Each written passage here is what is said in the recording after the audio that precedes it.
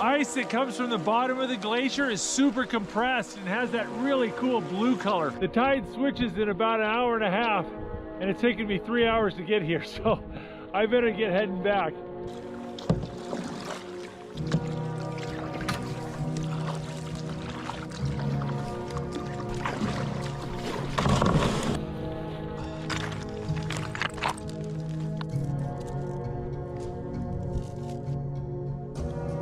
I know I'm hungry when I'm double fisting it.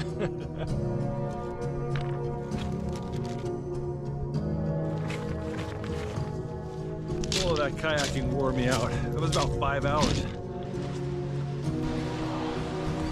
Well, it's almost dinner time and I got some bread dough left over, so I think I'm gonna make a bushcraft bread oven.